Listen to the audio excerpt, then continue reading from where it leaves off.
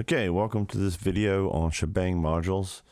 I'm going to be talking about some of the big updates that happened in version 2, and these came out along with the big update for Rack version 2. And yeah, let's get started. This is Stochastic Sequencer 4. There are some keyboard shortcuts here, and these also exist in Stochastic Sequencer 1 for certain ones that apply, and these are in the manual. But if make sure you click on the module, and you can hit Command or Control Enter to cycle through highlighting a certain one of these sequences. And once you have it highlighted, you can use the arrow keys, Command or Control arrow keys, to move the pattern left to right, shift it up +5% or -5%. Yeah, and you can even copy and paste. So if I want to make this, a length of 8, and I'm going to copy that pattern, I'm going to go down here, and I'm going to paste it. It'll paste everything, like the length and all the different sliders. Another cool trick is if you if you're clicking and dragging to create different shapes, you can also add Command or Control click to toggle those shapes or toggle the individual sliders. So this is good, like if you're trying to make a drum beat or something, or some gates where you're not really interested in the percentages that are in between 100 or 0. But anyway, yeah, so that's the update there, and you can turn these keyboard shortcuts off in the right click menu. And we also have gate mode or trigger mode, and the volts per octave can be independent or sample and hold. And another big update that comes along with Stochastic Sequencer 4 is a new module. So we have an expander here, and so I was going to play a little bit of that. Let's just make like a little beat here. Copy and paste that here, and what I'm going to do is it's going to be this row is going to be my bass drum. This row is going to be my snare drum. Let's see. So I'm going to connect. Oh, already have them connected. Cool. Let's see what that's like.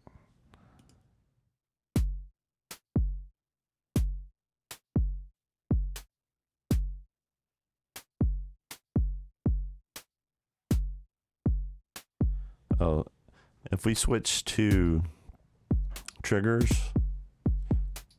there we go. Some of the gates are held. If, like, for example, these two are triggered at the same time, or the gates are held, then these the drum beat won't sound because it's just a held gate. It doesn't get like a re-triggering or anything. So that's where switching it to triggers will help, because it's just kind of a really quick pulse. Okay. So that's sort of our main beat. Now, if I add the expander, will take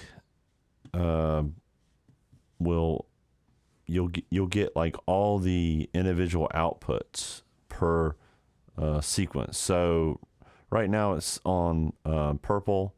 So these are all 32. Of course, in the sequencer, we're not using a 32 at the moment. But if I go to red, we would be able to isolate each one of these 32 sliders and their probability, of course. But what I'm going to do is, and if you go to the final one here, it just gives you the first 8 of each color, each sequence. And down here at the bottom, you can turn them into NOT gates if you'd rather do that. So so you're kind of getting both of these, the gates and the not gates. You have the possibility of using them in this expander here. So cool. I'm gonna do let's see, let's make like a little cymbal crash every now and then. Start that. So I'll have it crash.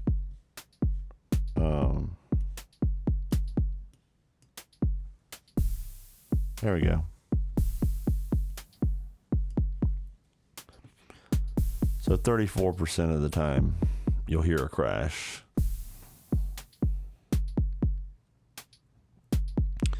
And let's add a little something else here. Maybe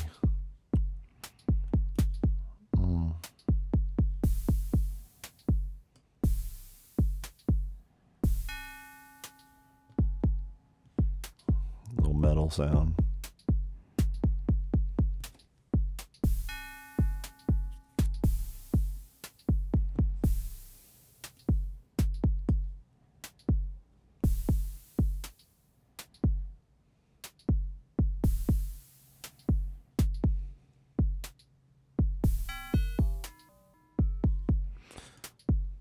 Yeah, so right there, when this metal sound happened, right now it's being triggered by the bottom row here, or I should say the red row, and it's just the second slider that will trigger it, and then I have the pitch also coming from the same slider.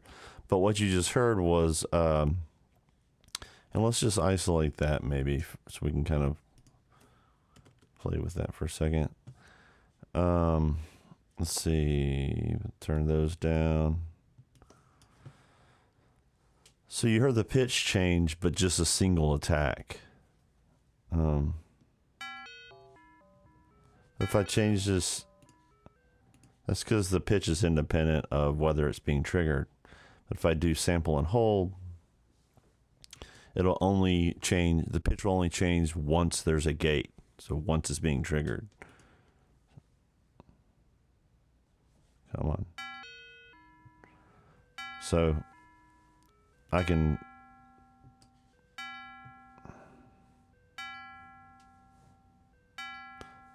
so you can hear that 99% is being triggered, and it's making the pitch change. So.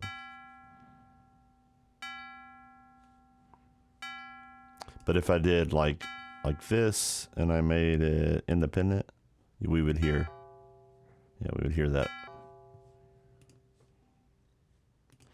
But the sample on hold mode, it only changes once there's a gate.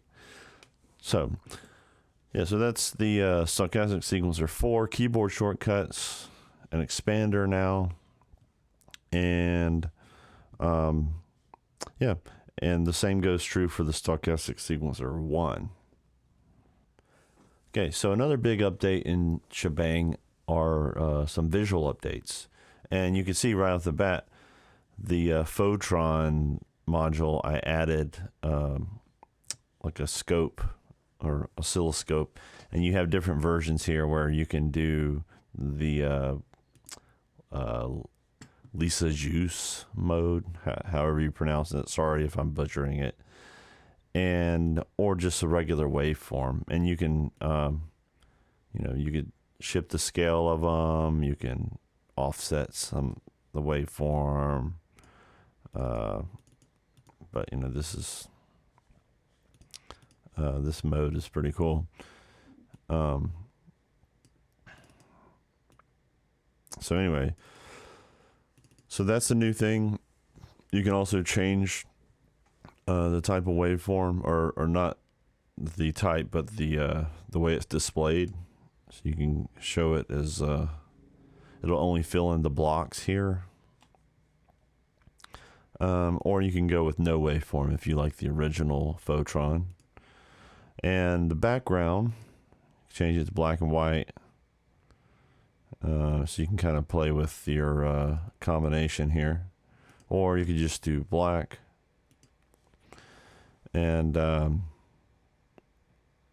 And let's see. Oh, and there's the Photron panels, which this isn't really an update, but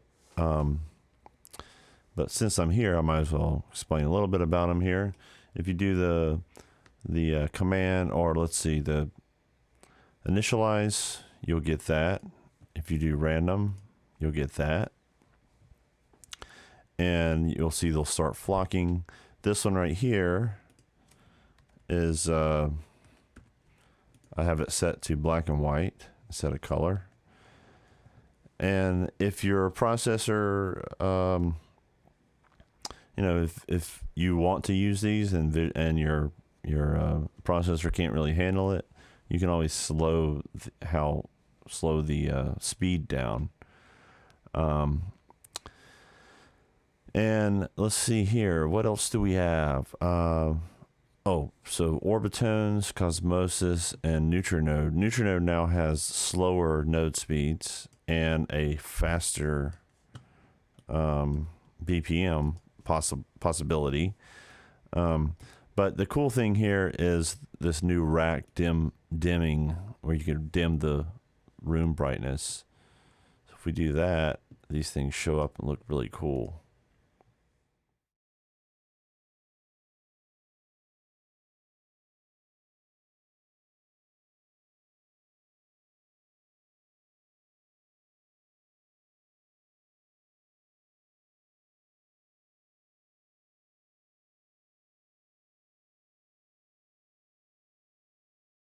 Okay, so another update in Sha Bang version 2 is these on RandRoute and RandGates. There is an extra knob that controls the weight probability. So I have these 4 outputs, and I'm going to send a sine wave into the input here.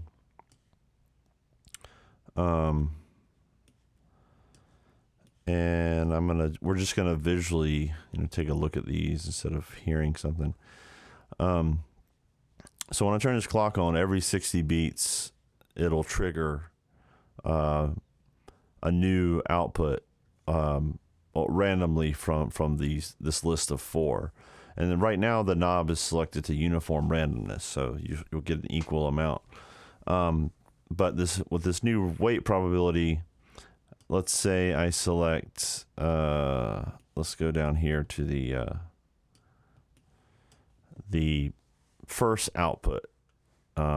It's this one right here. So in the scope, it'll actually look green because we have a green cable. Now, right now, the weight probability that this first output will happen is 50% chance. The rest adjusts accordingly where it all fits within 100%. But if I only wanted to have that output, I can bump it up all the way to 100%. Or if I wanted it to never happen, I can go down to 0%, and then the other 3 will happen, a third of the time. But this is a cool little, we can control the weight where if you wanted to highlight it and kind of make this output like 80%, where it happens most of the time, and every once in a while you get some of the other stuff, that's an option. Or say you want it to happen like 10% of the time, and you can move it down. Yeah, so that's kind of the new feature there. Another cool thing that I've added to RandRoute specifically is if you don't actually have a trigger input, like there's no cable connected, but you just have an input, what will happen is there is it turns into like a Bernoulli gate where it's actually 4 output possibilities instead of just 2.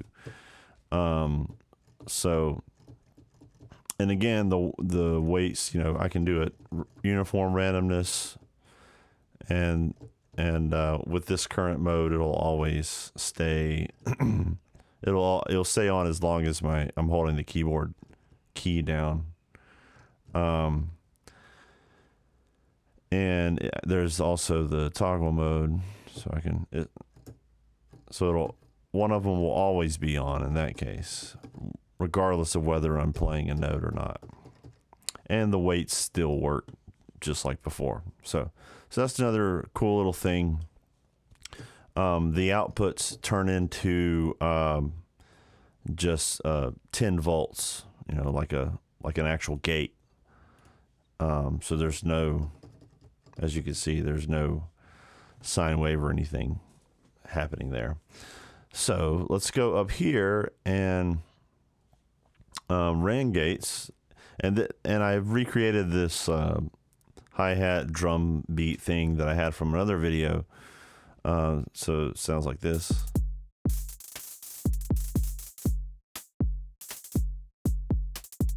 So you might remember that a little bit.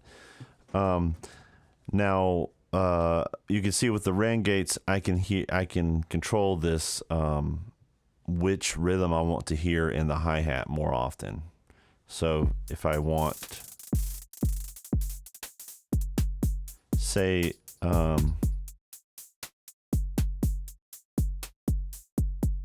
right now it's 100% just these eighth notes.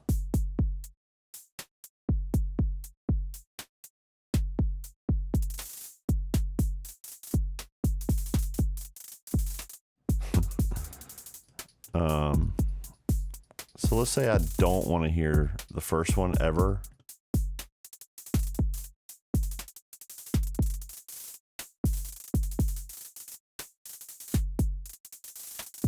Or let's say I want to hear the triplet one kind of more often.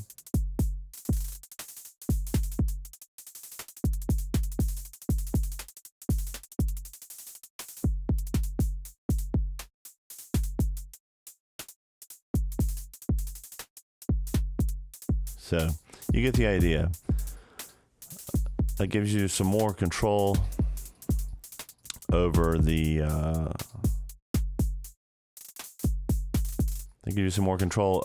probability and weights and what you want to control. Okay.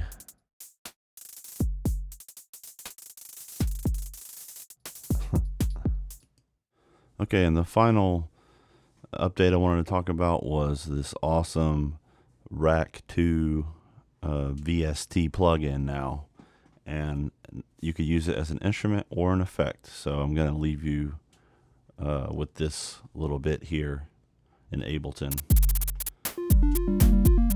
Enjoy.